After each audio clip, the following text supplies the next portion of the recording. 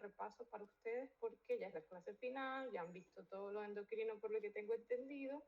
Entonces vamos a repasar, no nos vamos a centrar en muchos detalles, porque se supone que ya vieron la fisiopatología de todas las glándulas, de toda la producción de hormonas, déficit en aumento, y sería como, imagínense, pasaríamos toda la mañana hablando entre fisiopatología, diagnósticos, tratamientos, manejo de cada una de las urgencias endocrinológicas. Entonces, traté de hacerles algo bien breve. Vamos a tratar una leve introducción, las urgencias tiroideas, urgencias suprarrenales y urgencias pancreáticas. ¿Por qué dejé estas? Porque son, entre comillas, las más frecuentes o con las que ustedes se van a encontrar en el día a día. También están las urgencias paratiroideas. Sin embargo, es un tema como que lo vi bien específico, que también requiere de mucho. Esa no me apareció de la compañera, así que voy a tener que salirme para poder permitir. Creo que ya no hay nadie más pendiente de admisión. ¿Qué hice? A los mensajes. Bueno, después los leo, ¿ok? Porque si no, no voy a... Ya vamos 29. Ay, ve, no sé si ven mi pantalla. Ahora sí. Volvemos a que no les voy a hablar como de las otras, y por ejemplo de la hipófisis también hay unas urgencias hipofisiarias bien importantes que eran muchos. Entonces vamos a ir con los más... El objetivo, bueno, reconocer las principales urgencias endocrinas, identificar los criterios diagnósticos y clínicos, que para mí es lo más importante, describir el manejo inicial y tratamiento de qué hay que hacer y aplicar los conocimientos en casos clínicos, que tengo entendido que lo vieron en la ayudantía, y me voy a aprovechar de esto. Y como tengo poco tiempo, no vamos a poder revisar casos clínicos. Con respecto a la introducción, las emergencias endocrinas abarcan un grupo de afecciones que se presentan cuando hay o una deficiencia o un exceso de alguna hormona, pero que tiene una presentación aguda, que ocurren de forma muy rápida. Este déficit o de forma brusca, que nos va a generar una sintomatología que si no tratamos inmediatamente podemos tener complicaciones graves o incluso la muerte. Es importante destacar que las más frecuentes son asociadas a diabetes mellitus. ¿Okay? Eso lo van a ver en su práctica clínica cuando ya sean unos profesionales en la medicina todo el tiempo. Van a ver sobre todo las hiperglicemias, que en diabetes tipo 1 el debut es el pan nuestro de cada día. Es mucha causa de ingreso hospitalario la cetoacidosis diabética, sobre todo en el paciente debut de diabetes tipo 1, al igual que las hipoglicemias. Me atrevería a decir que la hipoglicemia es la más frecuente de las complicaciones, por decir, o urgencias endocrinas. Entonces, como les dije, las principales de las que vamos a hablar hoy: cetoacidosis, el estado hiperosmolar hiperglicémico, la hipoglicemia severa, la crisis tiroides, el coma mixedematoso, crisis adrenal y crisis por feocromocitoma. ¿Por qué le agregué estas dos últimas? Porque la crisis adrenal puede ser algo tan sutil como también algo bien importante, es causar hasta de shock sin causa conocida. Entonces siempre hay que pensarla. Y con respecto a la crisis por feocromocitoma, porque creo que la hipertensión secundaria como causa endocrina está llegando a un boom actualmente, y esto se debe a que estamos pensando en, oye, este paciente, esto no es una hipertensión sistémica o primaria normal, acá hay algo más, y siempre pensar en que tenemos causas endocrinas que nos dan unas crisis de hipertensivas bien importantes. Partamos con las urgencias tiroideas. Allá que Ladis me había escrito antes de partir con las urgencias tiroideas. Ya, era antigua. Con respecto a las definiciones, definir estos tres conceptos que me imagino que los tienen ustedes súper clarísimos, que es el hipertiroidismo, la tirotoxicosis y la crisis tiroidea. El hipertiroidismo es hablar solo de los niveles elevados de las hormonas tiroideas en sangre, T3, T4, pero, que pueden ocurrir como resultado de aumento de la síntesis o la liberación por la glándula tiroidea. La tirotoxicosis, que son las manifestaciones clínicas que resultan de este aumento de hormonas a nivel sanguíneo, y que la gravedad puede variar desde una tirotoxicosis manifiesta, que son los síntomas del hipertiroidismo clínico, o hasta llegar a la crisis tiroidea más grave, que es la tiroidea, que es de lo que vamos a hablar. Y la crisis tiroidea o tormenta tiroidea, que es una afectación aguda, que es lo que les comenté al inicio en la introducción, que todas estas tienen una forma de presentación que es muy rápida y potencialmente mortal, que es por la manifestación exagerada del estado tirotóxico, lo que resulta en un daño o descompensación de órganos viales. Con respecto a la crisis o tormenta tiroidea, recordar que vamos a tener factores desencadenantes de esta causa o liberación o producción de hormonas tiroideas de forma tan rápida. La infección es una de las principales asociadas de cualquier tipo. Tal vez un paciente que no estaba diagnosticado aún o que estaba en tratamiento subóptimo y hay una infección, esto va a agregar traumatismos o cirugías no tiroideas, psicosis, el parto está también muy asociado en casos de infartos u otros problemas médicos agudos. Y las causas específicas de la tiroides, que está asociado a la administración de yodo radioactivo, dosis altas de compuesto yodado, cuando tiene que ver con contrastes radiográficos que se le administra al paciente, suspensión de tratamientos, lesión tiroidea, sobre todo al palpar muy bruscamente, un infarto de un adenoma tiroideo, y la instauración de la terapia con amiodarona también pudiera estar en esta causa. Las características principales en los síntomas clínicos es una taquicardia que es grave, fiebre, generalmente 38.5 grados centígrados, puede haber disfunción gastrointestinal o síntomas gastrointestinales, vómito, diarrea, puede haber hasta ictericia, agitación, confusión, hasta delirio y coma. Puede presentarse con insuficiencias cardíacas también congestivas, sobre todo en pacientes adultos mayores y en pacientes que también pueden presentar hipertensión sistólica importantes. Con respecto a las características bioquímicas, o sea, que vamos a encontrar en exámenes de laboratorio, hiperglicemia, leucocitosis, puede haber hipercalcemia leve, pruebas de función hepática que pueden estar alteradas. Entonces, ¿cómo hago el diagnóstico?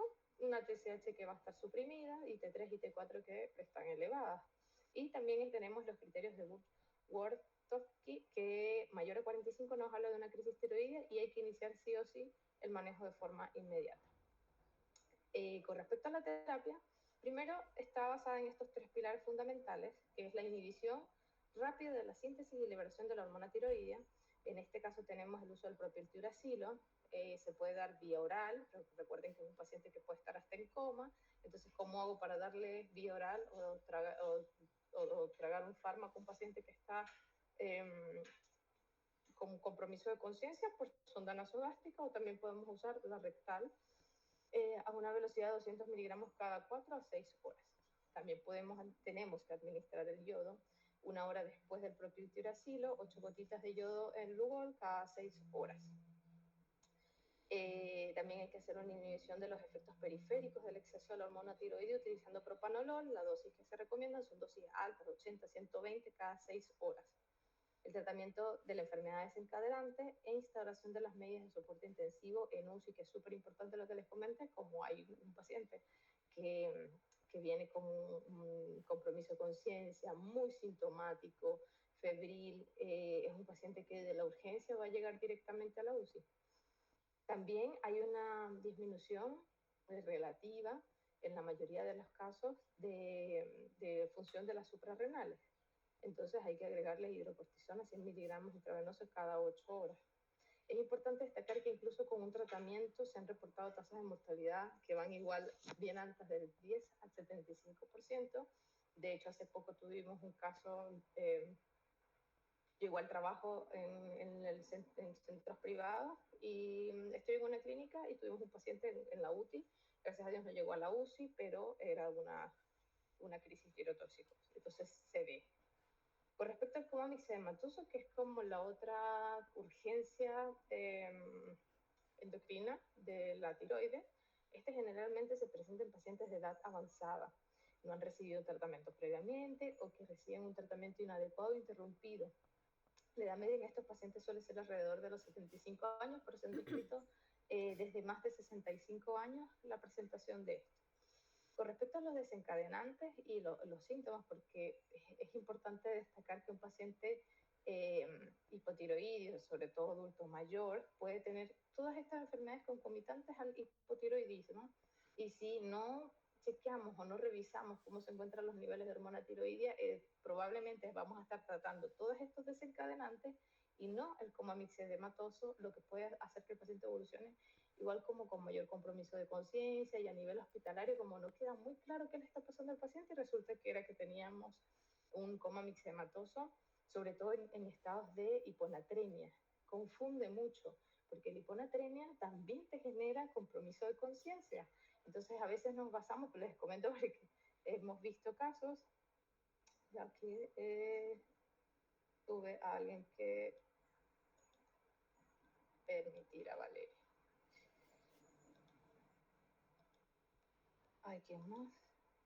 Alguien quiere unirse. Disculpen la interrupción, pero la idea es que estén todos. Ya. Vuelvo a esto. Entonces, un paciente que tiene una hiponatremia, entonces estamos manejando la hiponatremia, bolos de hiponatremia, corregimos la hiponatremia, el paciente sigue con compromiso de conciencia. Cuando vemos TSH que está por las nubes y estábamos entre un coma mixedematoso y no ante una hiponatremia. Pero entre los desencadenantes, hipotermia, infecciones, sobre todo en el adulto mayor, las neumonías, es probable que nos pueda desatar un coma mixedematoso, sobre todo si el paciente ya tenía un tratamiento previo que es irregular. Como todos los estados agudos, como el infarto, insuficiencia cardíaca, igual lo de la insuficiencia cardíaca es como que fue primero el huevo o la gallina, porque el coma mixedematoso genera insuficiencia cardíaca y la insuficiencia cardíaca también me puede desatar un coma mixedematoso. Los accidentes cerebrovasculares, puede haber también depresión respiratoria que debido a algunos fármacos como sedantes, tranquilizantes que también pueden generarla, y traumas o pérdidas sanguíneas. Con respecto a la clínica, hay 3 características que son fundamentales. Disculpen las diapositivas llenas de información. Igual lo que querían es que ustedes esto también les sirva para estudiar y que lo puedan tener a mano el PPT para revisar cualquier momento que quieran ver un tema. Entonces, las 3 características principales: el estado mental alterado, hipotermia y bradicardia. El estado mental puede ser desde una función cognitiva deficiente hasta un coma. O sea, es bien variable, pero para hablar de coma mixedematoso, obviamente tiene que haber compromiso de conciencia importante. Hipotermia puede estar tan baja como los 23 grados centígrados, o puede haber ausencia de fiebre y pasar por infección grave, por ejemplo. O sea, la hipotermia, lo que intenté aquí explicarles es que el paciente puede estar infectado y no va a tener fiebre. Y eso también lo pudiéramos hablar como de que está alterada la respuesta como térmica corporal. Y bradicardia. Otros que pueden haber es depresión respiratoria secundaria, a una disminución del impulso ventilatorio, sobre todo por la captación del CO2, hipotensión, puede haber alteraciones electrocardiográficas importantes y puede generarse arritmias importantes, anorexia, puede haber dolor, distensión abdominal y estreñimiento, alteraciones bioquímicas, vamos a encontrar hiponatremia, que era lo que les comentaba al inicio. Hay una excreción urinaria de sodio que está normal o puede estar levemente elevada, elevación de la creatina y fosfoquinasa, la LDH, puede haber hipoglicemia, anemias que son normocíticas principalmente, pero también pueden ser macrocíticas, y esto ya se debe al estado del hipotiroidismo. Los valores de TSH estarán elevados y serán normales o bajos en el hipotiroidismo secundario, porque también recuerden que como es una instauración que es de forma brusca, esta deficiencia de hormonas tiroideas puede ser primario o secundario del trastorno. Pero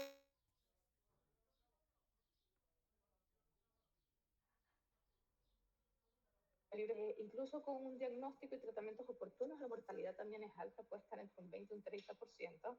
Los 3 pilares fundamentales son la instauración rápida de la terapia de reemplazo de la hormona tiroidea, el tratamiento del desencadenante, que por lo general son infecciones, y proveer al paciente de un soporte vital intensivo y del manejo de todos los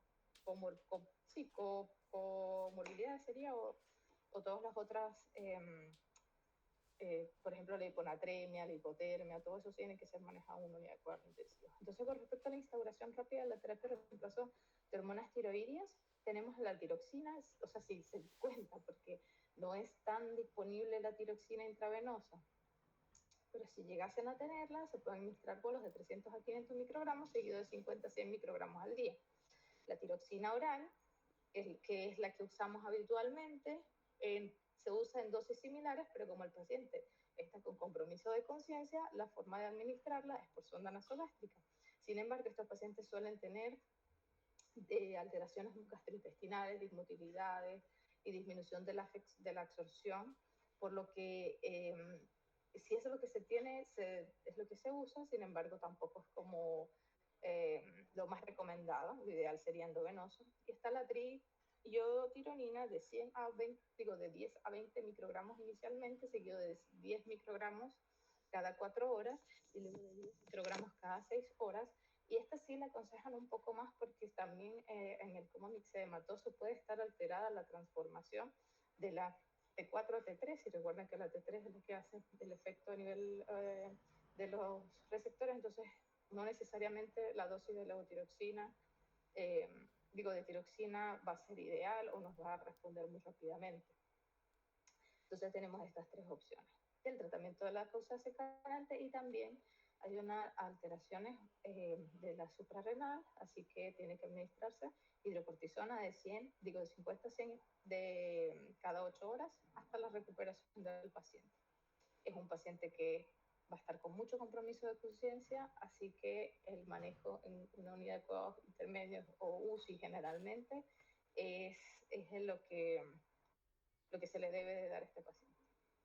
Respecto a las urgencias suprarrenales, les traje, la crisis adrenal o insuficiencia suprarrenal aguda. Esto lo vieron con la Josefa, creo, de que pueden haber estas tres categorías: personas con la función secretora de la glándula suprarrenal que está previamente normal, traumatismos, hemorragia, sepsis, algo agudo que genere un daño a nivel de la glándula suprarrenal y me genere una disfunción, o algo súper importante, la interrupción brusca de tratamiento con corticoides, pacientes que no saben, que están tomando corticoides por, no sé, alguna patología que les indicaron, o tal vez hasta en dosis altas, y de un día para otro se suspende, y esto nos puede generar igual síntomas bien importantes, y a veces, y sobre todo pacientes que se automedican, también lo he visto, porque empiezan tomando porque les duele una rodilla, les hizo bien en algún momento, y esto hay que educar siempre a los pacientes, chicos, con el uso de corticoides. Personas con insuficiencia córtico suprarrenal no diagnosticada, que es el debut, la adrenalitis autoinmune o infecciosas, pero principalmente la adrenalitis autoinmune, también hemorragias o infiltraciones que son de forma relativamente rápidas de instaurarse, pero que el paciente no tenía un diagnóstico realizado, y pacientes que ya tienen la insuficiencia córtico suprarrenal diagnosticada y tratada, pero que ante la suspensión de un tratamiento, algún estrés fisiológico, recuerden que hay que ajustar las dosis de los corticoides en estos pacientes donde tienen mayor requerimiento, también interacciones con otros fármacos, como la fenitoína, los barbitúricos, que me generan disminución del efecto del corticoide, y por ende pueden hacer los síntomas, y también el hipertiroidismo. Igual les traje este cuadrito donde pueden revisar con detalle según causas más específicas pero esto como tal de insuficiencia suprarrenal. Ahora, la diferencia en esto es la forma como se instauró el daño o la causa de esta crisis adrenal, y de ahí van a depender los síntomas. Por eso el ecólogo de la clínica es muy variable, porque si la instauración del déficit de la hormona es lento, el paciente puede venir desde con una hipotensión ortostática, síntomas que son como bien, bien larvados, y si la instauración del déficit de la hormona es muy rápida, obviamente vamos a tener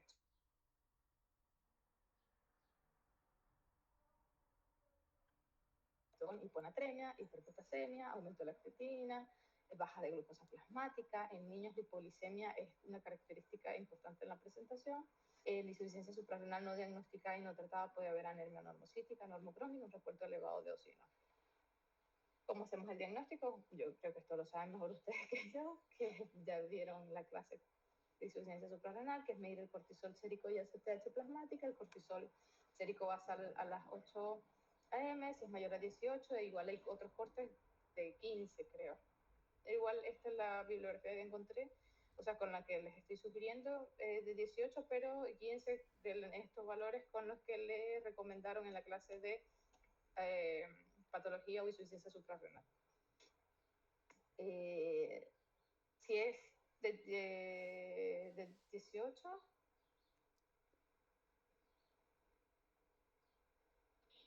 eso, como estamos en insuficiencia, disculpen. Si está 18 o más, se descarta. Menor a 5 microgramos por decilitro es altamente sugestivo, y si es de 5 a 18 está en la zona gris, requiere otras pruebas dinámicas, y siempre medir ACTH plasmática para saber igual si el problema es primario o es secundario.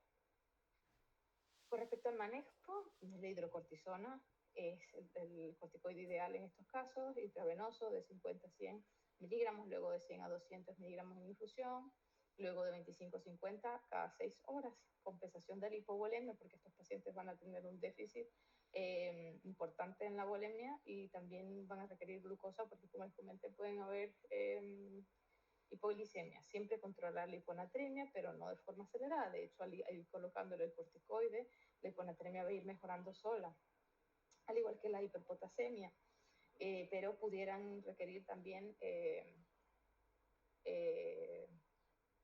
suplementar o administrar potasio. Identificar siempre y tratar la causa desencadenante, porque eso va a depender el pronóstico del paciente.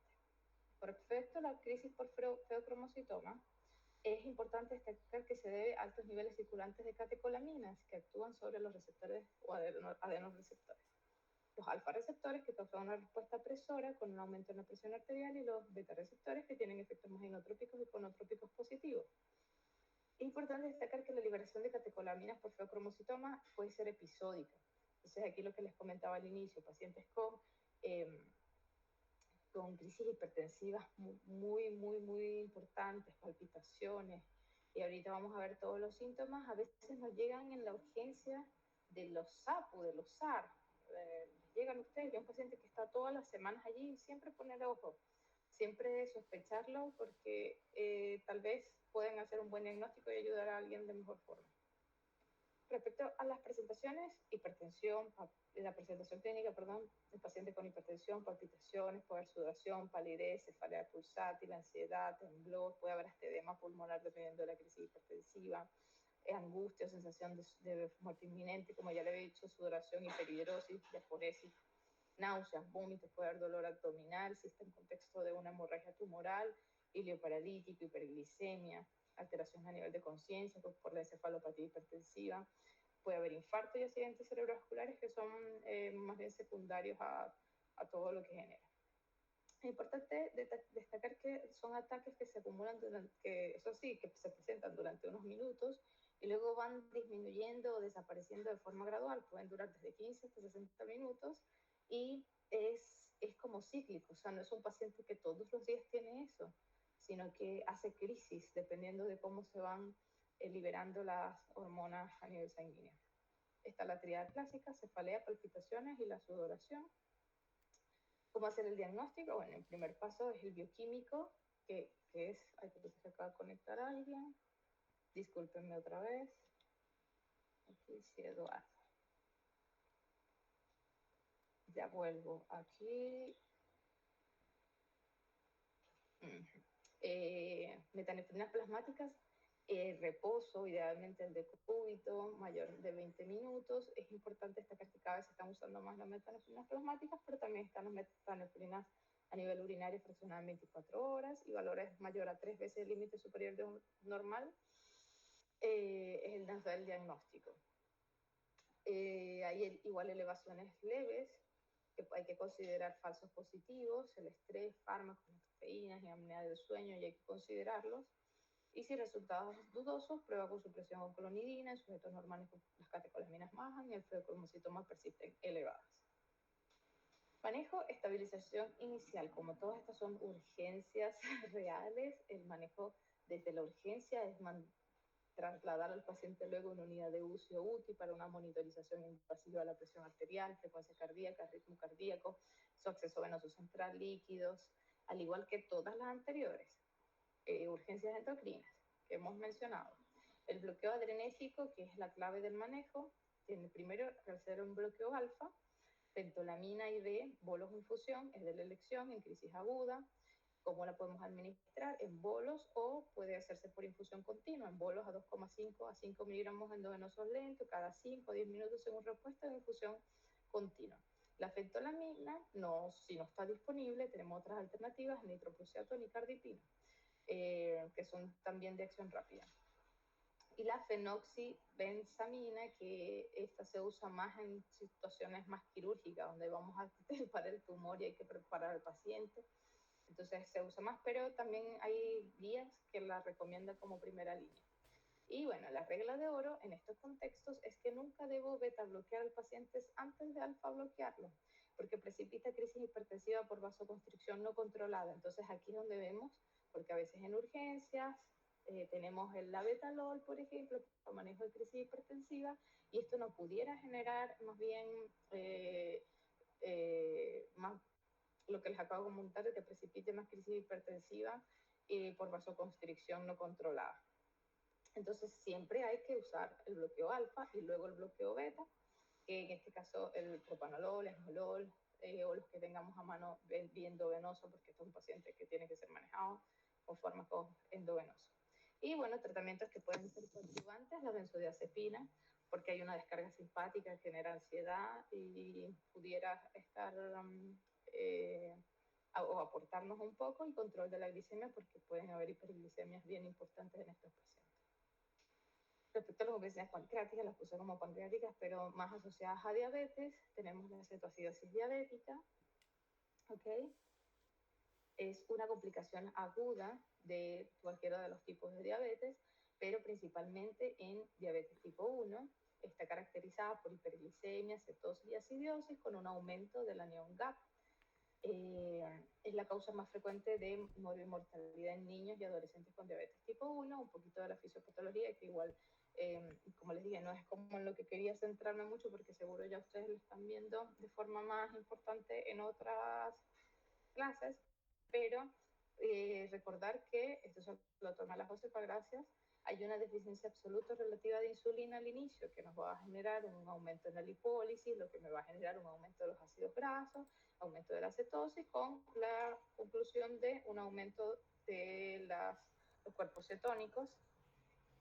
También es importante destacar que estos ácidos grasos libres elevados nos van a generar hiperglicemia.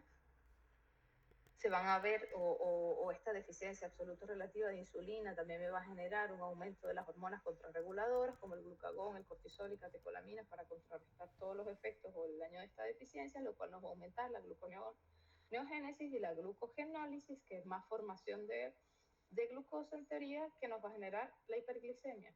Esta hiperglicemia nos genera una diuresis osmótica con hipervolemia y deshidratación. Sí, exacto. Hipovolemia y deshidratación y disfunción renal. También va a haber deficiencia de electrolitos, una disminución del potasio, magnesio, fósforo, que esto, de verdad, la fisiopatología de la cetoacidosis diabética es mucho más compleja. Esto es una forma que me pareció también súper importante, recordar que las hormonas contrarreguladoras forman parte importantísima, pero aquí se explica por qué hay hiperglicemia, la cetosis, y la acidosis también por el aumento de las mismas cuerpos cetónicos. Aquí les traje esto de un tríptico que hicimos en mi pasada de diabetes de la beca. Está en el Hospital Carlos Van Buren y tomé pequeños fragmentos porque estaba súper bueno. Lo hicimos con la diabetóloga, entonces les traje el manejo que conversamos con la diabetóloga así listo para que ustedes lo manejen en urgencia. Entonces la idea es que esta presentación, o sea, la parte que les voy a hablar de cetoacidosis diabética, tengan la guardadita por allí, porque cuando ya estén como formados, ya estén ejerciendo, tengan a la mano estas cositas y puedan apoyarse en el manejo.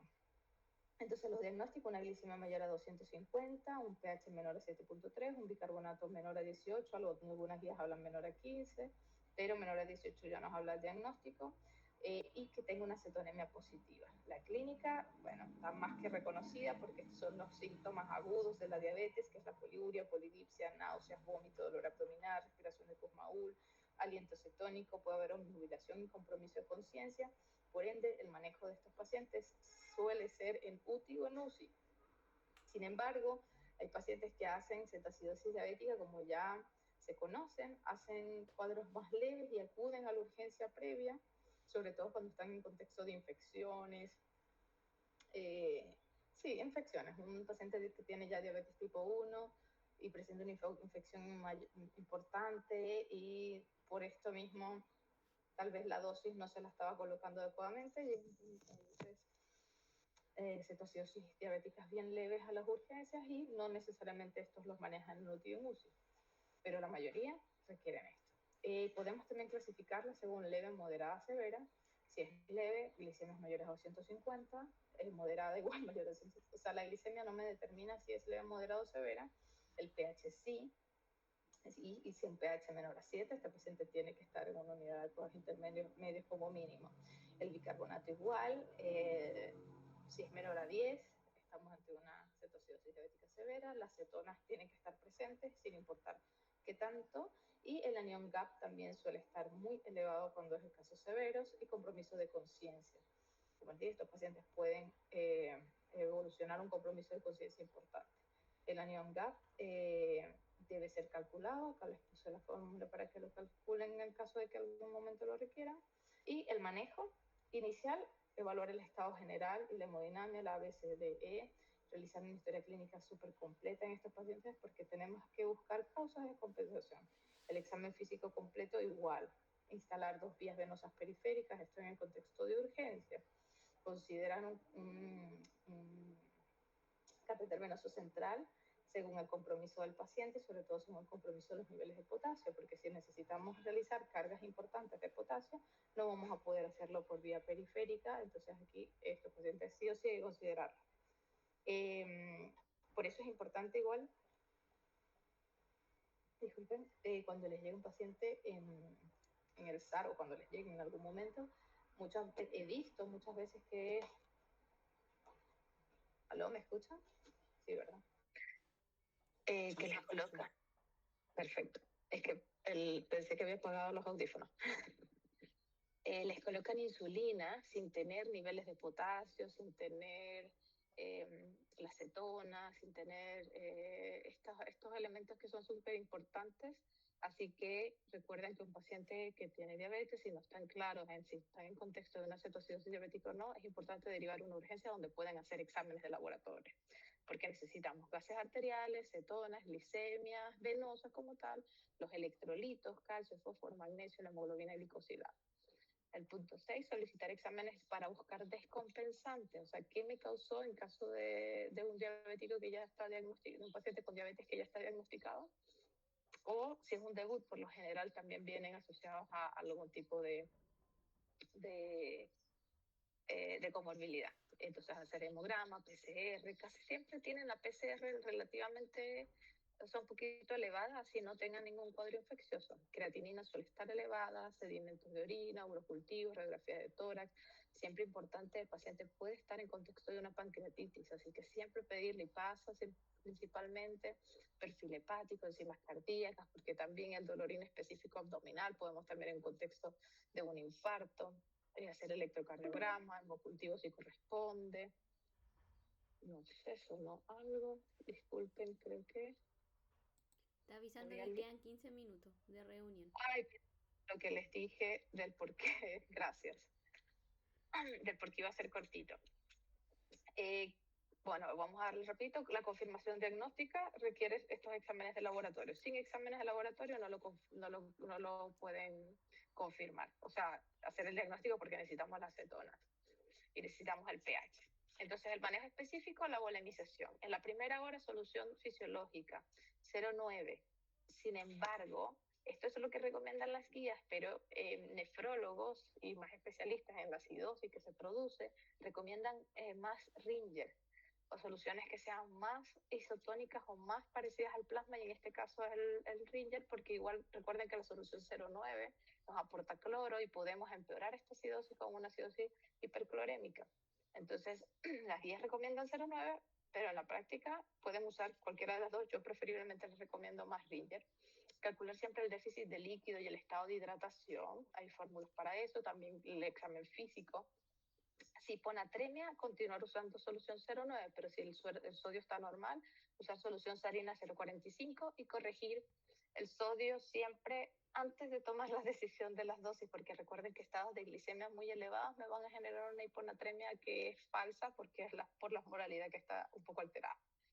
Y de mantención 250 a 500 ml por hora durante las primeras 24 horas, y una vez que ya la glucosa esté por debajo de 250, o usar glucosa al 5 o mixta, la que tiene glucosa con fisiológico, según los niveles de sodio. Corrección de electrolitos, si el potasio está menor a 3.5, agregar 20-40 mil equivalentes de KCl hasta lograr un potasio mayor a 3.5. Esto a veces van a requerir de un catéter venoso central. Si el fosfato está bajo, menos de 1 miligramo por decilitro, también agregar 20-30 mil equivalentes de fosfato monopotásico. Siempre monitorizar los niveles de calcio, por eso el paciente tiene que estar en UCI. La insulinización, una vez logrado el potasio mayor a 3,5, porque recuerden que la insulina también me baja el potasio, si lo tengo bajo, recuerden que el potasio es un electrolito que me genera arritmias y alteraciones cardíacas y podemos empeorar el cuadro del paciente. Entonces, primero un bolo a 0,1 unidades por kilo B y luego iniciar con una BIC de insulina, una forma fácil y rápida de prepararla, 100 unidades en 100 ml de solución fisiológica. Ahí iniciamos a partir de 0,1 unidades por kilogramo hora y lo vamos ajustando según el hemoglucotés horario hasta tener como objetivo disminuir la glucosa a 30-50 miligramos por decilitro por hora. Mientras el paciente se mantenga con insulina, tiene que estar en régimen cero. Estas cosas a veces no las tenemos tan claras, pero es recordarle. Y el bicarbonato se recomienda solo en casos de acidosis severas con riesgo vital, un pH en pH de 7 o más no ha demostrado ningún beneficio. Así que ojo con esto. El estado hiperglicémico hiperosmolar, bueno, es un estado de insulinopenia que es relativo, no es absoluto como para la cetoacidosis. Suele ocurrir más en pacientes con diabetes tipo 2, en personas mayores y se caracteriza por elevación en las concentraciones séricas de glucosa sin cetosis. Los desencadenantes, infecciones graves, suspensión de tratamiento, enfermedades cardiovasculares, insuficiencias renales. La clínica puede ser más larvados, días o semanas, compromiso de conciencia es lo más patognomónico, por eso suele evolucionar a un coma. Debilidad, deshidratación, puede no tener como una clínica tan específica, no hay dolor abdominal, ni náuseas, ni vómitos, puede haber focalidad neurológica, convulsiones y fiebre secundarias a infecciones. El diagnóstico por lo general es una glicemia bien alta, mayor a 600, que la mayoría de los hemoglucotés no la logran detectar, sino que dices, ay, la osmolaridad tiene que estar elevada, así que también necesitamos de exámenes de laboratorio y por eso es importante derivar o evaluar siempre a un paciente en Eusapus, en el SAR, a ver si este paciente requiere o no una evaluación más específica. Aquí están los criterios, la osmolaridad, el cuerpo cetórico bajo y el pH suele estar normal. Les traje este cuadrito que les resume el manejo del síndrome hiperosmolar no cetóxico, administrar solución fisiológica. Esto es de una presentación de la UCI de la doctora endocrinóloga Jocelyn, se me olvidó el apellido, pero está súper resumido para cuando tengan que manejar un paciente, por eso se los dejo. Con respecto a la hipoglicemia severa, para terminar, recuerden que es una glicemia menor a 70 en pacientes con diabetes y menor a 55, 54, depende de la literatura, en pacientes sin diabetes. Esto es importante también destacarlo porque no es lo mismo un paciente que tenga antecedentes de diabetes a un paciente que no tiene diabetes y que hace hipoglicemia. Está ahora muy presente, por ejemplo, una de las complicaciones de cirugía bariátrica que hacen hipoglicemia. Entonces, siempre tener en cuenta porque se colocan y el paciente tiene acceso a los monitores continuos de glucosa, entonces les marca como hipoglicemia y realmente no tienen hipoglicemia si no hay síntomas y si está mayor a 70. Entonces, igual se los comento que es una de las cosas que me ha pasado en mi práctica clínica. Síntomas, bueno, sudoración, temblor, palpitaciones, puede haber sensación de hambre, ansiedad, confusión, visión borrosa, puede haber hasta convulsiones. De hecho, tengo una anécdota de cuando estaba recién graduada haciendo mi rural, yo vengo de Venezuela, y recuerdo que una paciente se había confundido, no sé con qué fármacos, y había tomado era glibenclamida en vez de, no sé, paracetamol, algo así, y llegó convulsionándonos al servicio de urgencia, y lo importante que es siempre tomar todos los signos vitales y entre estos el hemoglucotés, porque ahí tuvimos, o sea, así súper rápido la causa del por qué una persona aparentemente sana estaba convulsionando. Entonces, casos así, menos mal, cada vez están en menos uso la glibenclamida, pero puede haber confusión de fármacos, la pastilla se parece a otra y los pacientes suelen colocarlo, o sea, suelen tomarla y generar hipoglicemia. Puede haber alteración del estado de conciencia, confusión, alteraciones de compromiso, convulsiones y coma, la tríada de Whipple, que son síntomas de hipoglicemia, con una hipoglicemia evidenciada y que se resuelve con glucosa. El manejo inmediato, glucosa endovenosa, porque recuerden que la hipoglicemia severa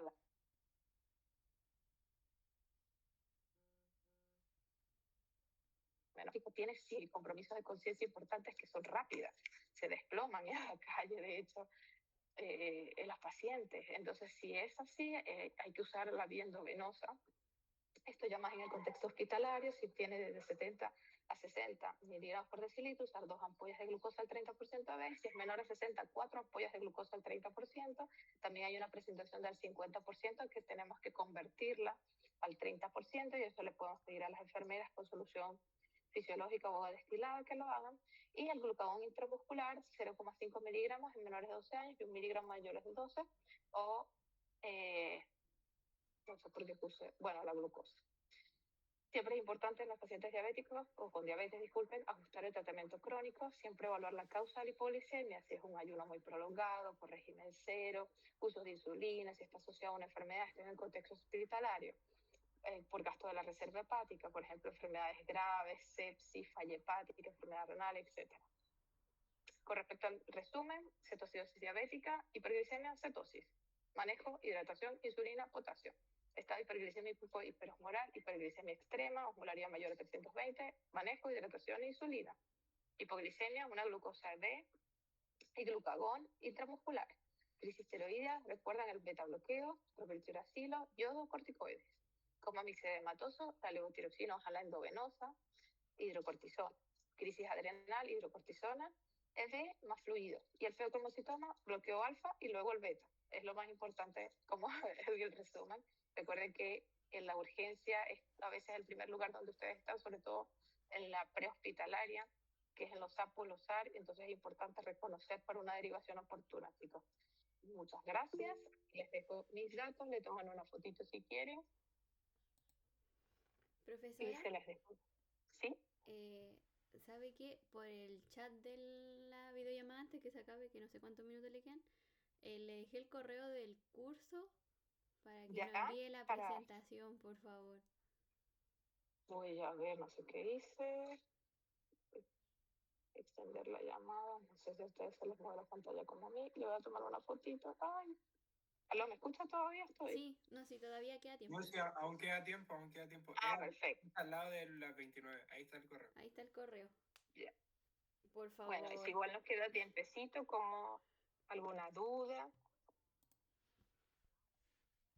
Ya, les